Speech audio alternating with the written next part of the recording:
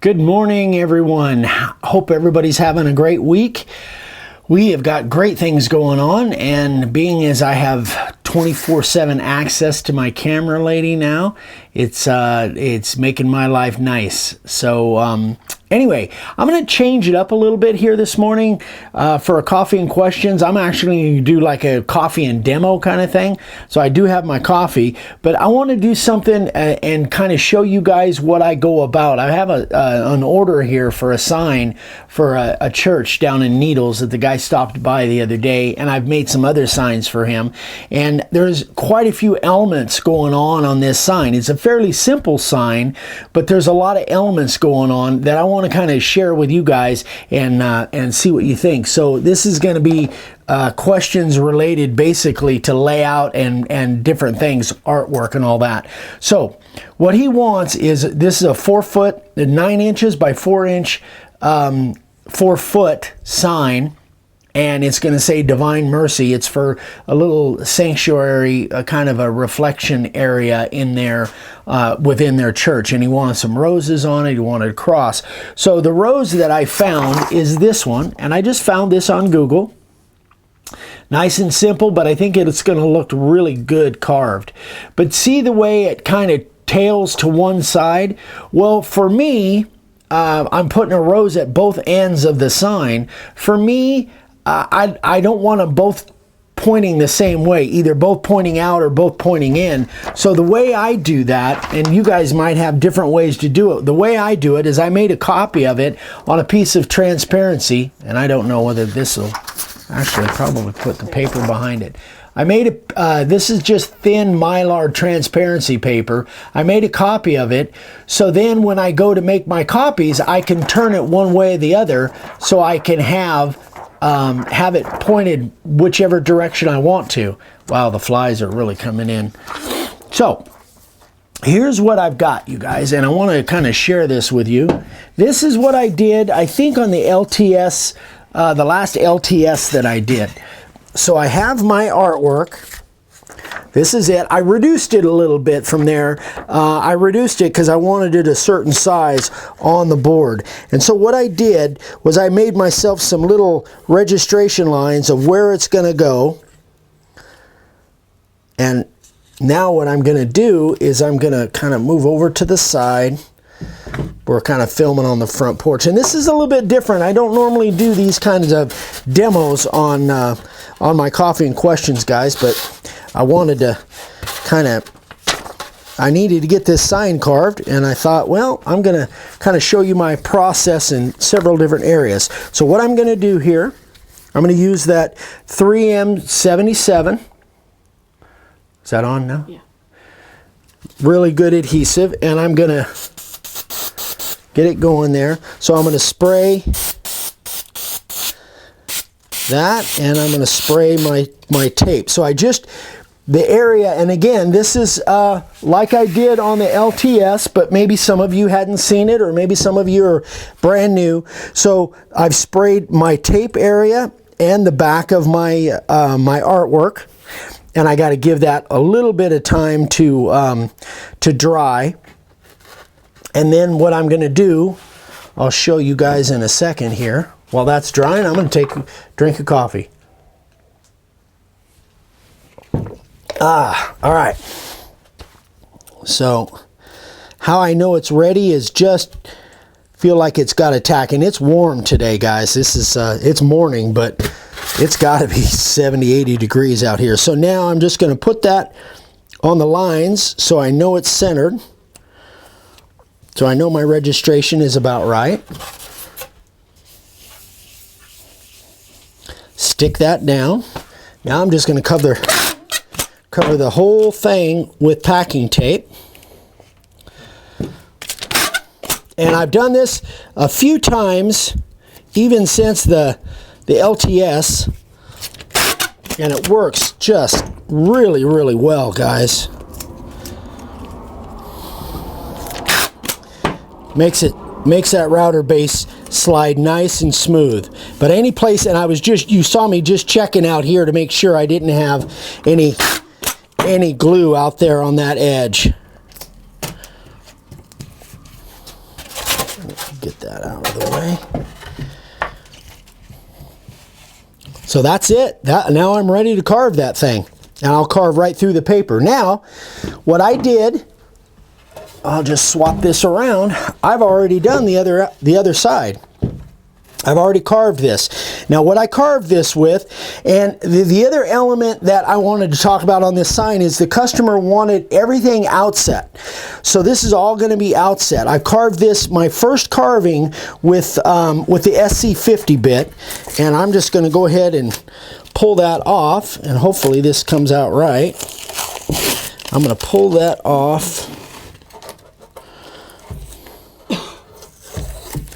Everything really should come off pretty easily. Doing it kind of upside down here. But I'm going to pull...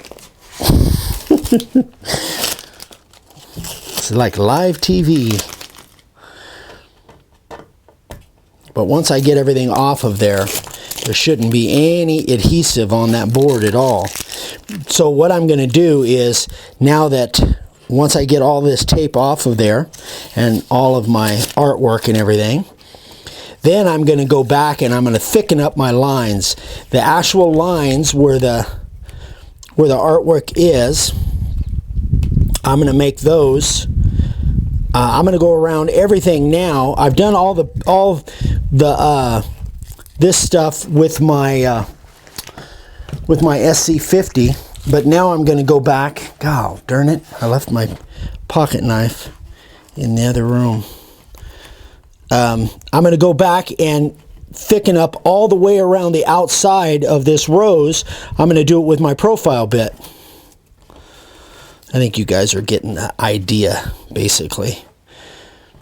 If I have my little razor knife, which I almost always do, but since I have my microphone pack in my pocket, I took my razor knife out.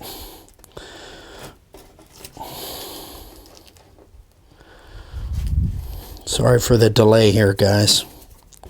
But, yeah, I should have brought my brush out too.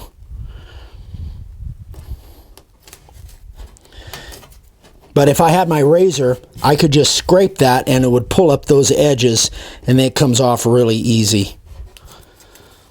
This isn't actually too bad. But I'll go, like I say, I'll go around and I'll use my profile bit and I'll just thicken those lines all the way around the outside and then probably go around it with my 90 degree just to give it a nice line, nice fat line around the outside of that rose. Is that coming out all right, babe? I'm going to stand it up here as soon as I get all these little pieces of tape off. There, that's better.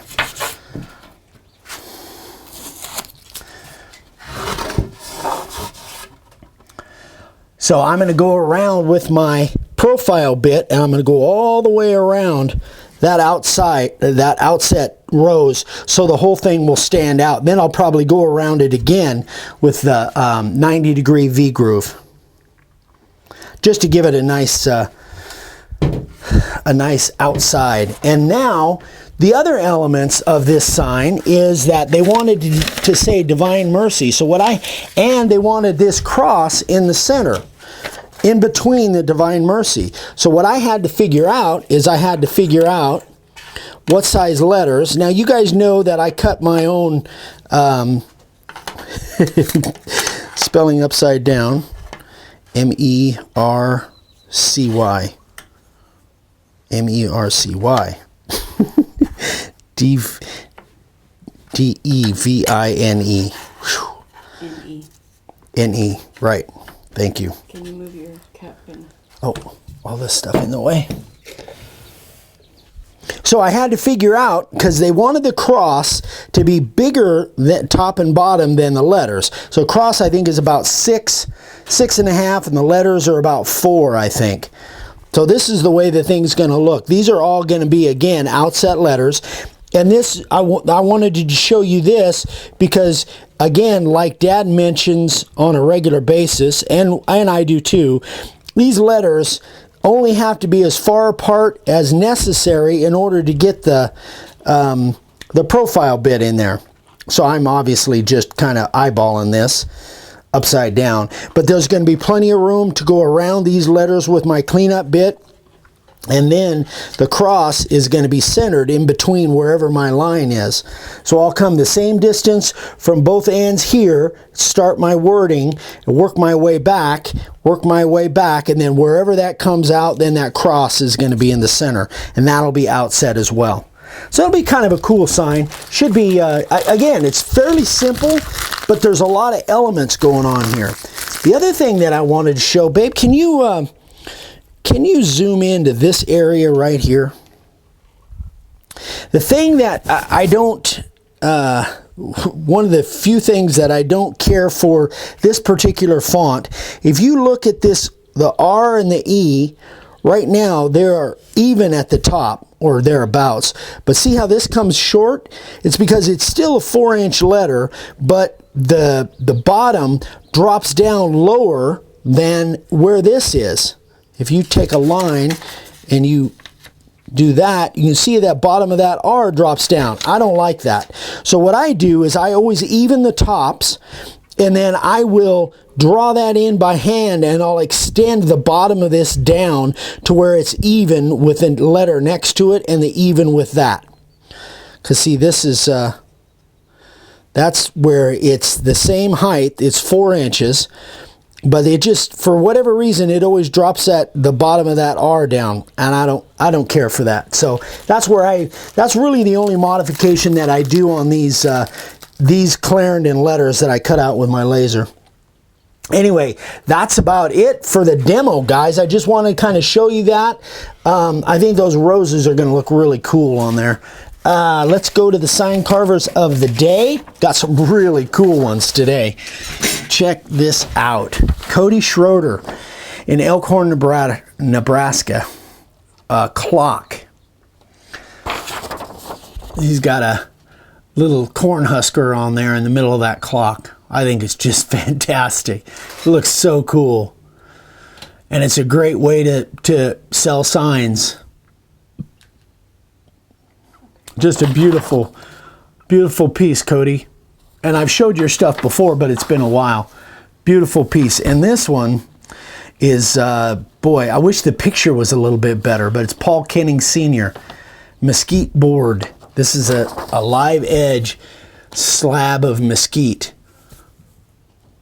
Check that out, guys. Again, I think the picture is a little bit blurry, but you guys can get the idea. Love that stuff. Just love that live edge stuff making out of slabs. I wish I had access to more slabs around here because they just look so cool. Just so neat.